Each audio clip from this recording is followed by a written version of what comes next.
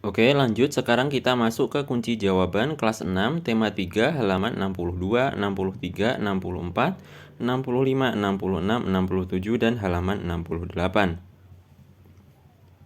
Oke, langsung aja. Sekarang kita mulai dulu dari kunci jawaban halaman 62 dan halaman 63 di bagian Ayo Membaca. Nah, ini ada bacaan yang judulnya Si Kota Ajaib. Mari kita baca sama-sama. John Logie Baird lahir di Skotlandia 13 Agustus 1888. Ia adalah penemu yang pada kesempatan itu untuk pertama kalinya menunjukkan bahwa gambar hidup dapat ditransmisikan melalui pesawat yang sekarang dikenal sebagai televisi. Baird mendemonstrasikan televisi di depan para bapak-bapak dan ibu-ibu di Royal Institute London untuk pertama kalinya pada tahun 1925. Seiring dengan perkembangan teknologi, lalu televisi kemudian terus berkembang hingga menjadi semakin canggih seperti saat ini. Prinsip kerja televisi secara umum adalah mengubah sinyal elektronik dan magnetik menjadi gambar dan suara. Sinyal tersebut berupa gelombang elektromagnetik, yaitu gelombang yang terdiri atas medan magnet dan medan listrik. Gelombang elektromagnet dapat merambat, dipantulkan, dan dibiaskan tanpa media perantara. Gambar yang kita lihat di layar televisi adalah hasil produksi dari sebuah kamera. Pada awalnya, objek gambar yang ditangkap kamera akan diubah menjadi sinyal gelombang elektromagnetik. Sinyal tersebut akan ditransmisikan oleh pemancar ke pesawat penerima pada televisi. Pesawat televisi akan mengubah sinyal yang diterima menjadi objek gambar yang utuh sesuai dengan objek yang ditransmisikan dalam bentuk hitam putih atau berwarna. Jadi, televisi adalah sebuah media telekomunikasi yang berfungsi sebagai penerima siaran gambar bergerak beserta suara. Kata televisi merupakan gabungan dari bahasa Yunani, yaitu tele artinya jauh, dan bahasa Latin visio, artinya penglihatan. Sehingga televisi dapat diartikan sebagai alat komunikasi jarak jauh yang menggunakan media visual atau penglihatan. Penemuan televisi juga dikategorikan sebagai penemuan besar yang mampu mengubah peradaban dunia. Nah, itu tadi adalah bacaannya. Sekarang kita lanjut ke bawahnya. Di sini ada perintah baca kembali teks tersebut dengan teliti, tuliskan informasi penting dalam setiap paragraf pada diagram berikut. Nah, ini jawabannya sudah saya sediakan ya. Silahkan bisa kalian tulis jawaban ini di lembar jawab kalian. Untuk jawabannya seperti ini. Untuk paragraf 1 yaitu topik masalah, penemuan televisi oleh John Logie Baird. Lanjut untuk paragraf kedua ada deret menjelas. Prinsip kerja televisi yaitu mengubah sinyal elektromagnetik menjadi gambar dan suara. Awalnya objek gambar yang ditangkap kamera diubah menjadi sinyal gelombang elektromagnetik. Sinyal tersebut akan ditransmisikan oleh pemancar ke pesawat penerima pada televisi. Pesawat televisi akan mengubah sinyal tersebut menjadi objek gambar yang utuh. Oke, itu adalah untuk paragraf kedua. Lanjut untuk paragraf ketiga, deret menjelas. Televisi berfungsi sebagai penerima siaran video dan audio dari jarak jauh. Oleh karena itu, penemuan televisi termasuk penemuan yang mengubah peradaban dunia. Oke ya, paragraf ketiga. Selanjutnya kita ke paragraf keempat. Kesimpulan dan pesan pendapat pribadi penulis. Penemuan televisi dikategorikan sebagai penemuan besar yang mampu mengubah peradaban dunia. Nah, itu adalah jawabannya, agak panjang ya. Jadi silahkan kalian bisa jeda dulu video ini. Kalian tulis dulu jawabannya pelan-pelan hingga selesai. Baru setelah selesai silahkan kalian bisa lanjut lagi menonton video ini. Oke ya, sekarang kita ke perintah berikutnya di bawahnya ini. Perhatikan penggalan-penggalan kalimat bercetak miring pada teks tersebut. Tuliskan pada kolom berikut untuk didiskusikan pada pembelajaran berikutnya. Nah, di sini jawabannya lagi-lagi sudah saya sediakan. Silahkan bisa kalian tulis jawabannya seperti yang ada di layar kalian saat ini. Nah, untuk jawabannya yaitu nomor 1, penemu yang pada kesempatan itu untuk pertama kalinya. Nomor 2, di depan para bapak-bapak dan ibu-ibu. Nomor 3, lalu televisi kemudian terus berkembang. Oke, itu jawabannya. Silahkan bisa kalian tulis. Lanjut kita ke bawahnya. Kalimat tersebut akan didiskusikan pada pembelajaran berikutnya. Oke ya. Lanjut, sekarang kita masuk ke kunci jawaban halaman 64 di bagian Ayo Berdiskusi.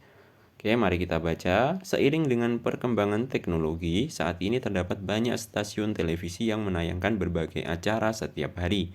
bahkan hampir selama 24 jam penuh. Jenis acara yang ditayangkan sangat beragam seperti berita, film anak-anak maupun film dewasa, talk show, sinetron, dan acara hiburan lainnya. Bagaimana kalian menyikapi hal tersebut? Bagaimana dampak positif dan dampak negatif televisi terhadap kehidupan masyarakat? Diskusikan hal tersebut bersama teman dan tuliskan hasilnya dalam diagram berikut. Nah, di sini jawabannya sudah saya sediakan. Silahkan bisa kalian salin jawaban ini di lembar jawab kalian. Pengaruh televisi terhadap kehidupan masyarakat di lingkunganku. Lanjut, pengaruh televisi terhadap kehidupan masyarakat di lingkunganku. Pengaruh positif dan ini ada pengaruh negatif. Beragam informasi dari televisi, ada berita, film anak, dan dewasa, talk show, sinetron, dan hiburan lainnya. Lanjut, untuk pengaruh positifnya, memperluas wawasan, memperkaya pengalaman hidup, menunjang pelajaran sekolah, membantu proses belajar. Itu dalam segi hal pendidikan. Sedangkan untuk pengaruh negatif di bidang pendidikan yaitu menyita banyak waktu yang seharusnya untuk belajar, mengurangi kemampuan berpikir kritis, dan muncul efek negatif di kalangan pelajar. Lanjut, untuk pengaruh positif di bidang pengetahuan yaitu menjadi sumber informasi pengetahuan dan pendidikan, serta menambah wawasan ilmu pengetahuan. Sedangkan untuk dampak negatif di bidang pengetahuan yaitu televisi menghambat produktivitas dan kemajuan ilmu pengetahuan. Oke, silahkan kalian bisa salin jawaban-jawaban yang ada di diagram ini di lembar jawab kalian ya. Kalian bisa jeda dulu video ini, kalian tulis dulu hingga selesai, baru setelah selesai silahkan kalian bisa lanjut lagi menonton video ini. Oke, jika sudah, sekarang kita lanjut ke bagian bawahnya. Nah, ini sebenarnya yang di bawahnya ini hanyalah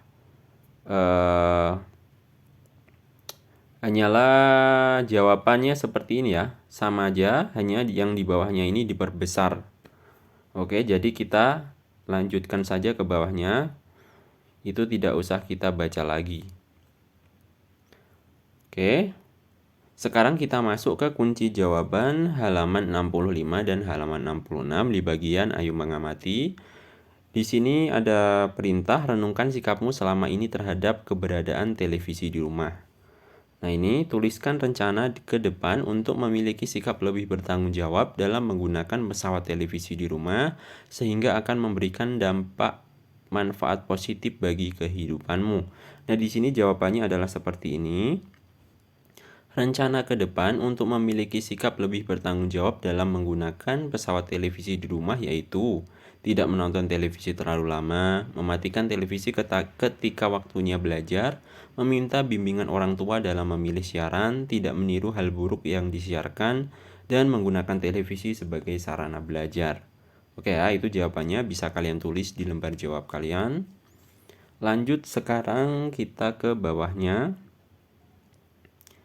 Nah, ini kita baca ya. Baca kembali daftar alat dan bahan yang telah kamu buat pada pembelajaran sebelumnya. Siapkan alat dan bahan yang telah kamu bawa hari ini untuk percobaan membuat rangkaian lampu paralel sederhana. Gambarlah rencana rangkaian lampu paralel yang akan kamu buat. Sesuaikan rancanganmu dengan bahan-bahan yang kamu miliki. Kamu dapat menambah jumlah lampu atau baterai, sehingga rangkaian lampu paralel yang dibuat teman-teman sekelas nanti akan beragam. Berikan sedikit petunjuk tentang rangkaian lampu paralel sederhana. Nah, ini ada bacaan rangkaian paralel. Berbeda dengan rangkaian seri yang disusun sebaris, rangkaian paralel adalah rangkaian listrik yang disusun berderet di mana masing-masing lampu memiliki rangkaian tersendiri yang terhubung kepada sumber energi. Karena itu, apabila ada satu atau lebih komponen yang rusak atau dicabut, maka komponen lainnya akan tetap berfungsi tanpa gangguan sama sekali. Oke. Nah, ini ada gambarnya. Nah, di bawahnya ini ada jawabannya.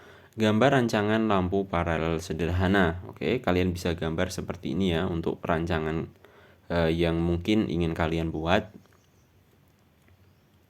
Oke, selanjutnya kita ke bawahnya. Berikan rancanganmu kepada guru untuk diperiksa. Jika telah disetujui guru, sekarang kamu dapat membuat rangkaian lampu paralel berdasarkan rancangan tersebut. Ikuti panduan keselamatan kerja pada pembelajaran sebelumnya selama kamu melakukan percobaan. Sekarang, kamu akan menguji model lampu yang telah dibuat. Nah, ini cermati pertanyaan berikut. Nomor 1, apakah lampu pada rangkaian paralel menyala dengan baik? Nomor 2, jika iya, bandingkan terangnya lampu pada rangkaianmu dengan lampu milik teman yang lain, analisis penyebab perbedaan tersebut. Nomor 3, jika lampu tidak menyala, bandingkan rangkaian lampumu dengan rangkaian milik teman yang menyala, temukan kesalahannya dan perbaiki. Nomor 4, jika lampu mudah putus, amati jumlah baterai yang digunakan, kemudian temukan permasalahannya. Oke, silahkan bisa kalian laksanakan perintah tersebut ya. Lanjut kita masuk ke kunci jawaban halaman 67 dan halaman 68 di bagian ayo menulis. Di sini ada perintah buatlah laporan dari percobaan membuat rangkaian paralel sederhana yang kamu buat. Nah, ini untuk jawabannya bisa kalian sesuaikan dengan hasil percobaan kalian masing-masing ya. Di sini sebagai contoh jawabannya saya tuliskan seperti ini. Nama percobaan membuat rangkaian lampu paralel sederhana. Tujuan percobaan yaitu mengidentifikasi rangkaian listrik paralel sederhana.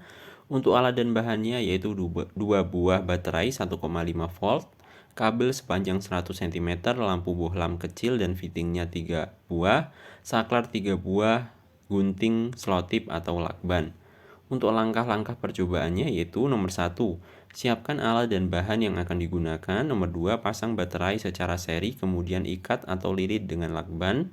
Nomor 3, potong kabel menjadi beberapa bagian, sambungkan kabel dengan saklar dan lampu.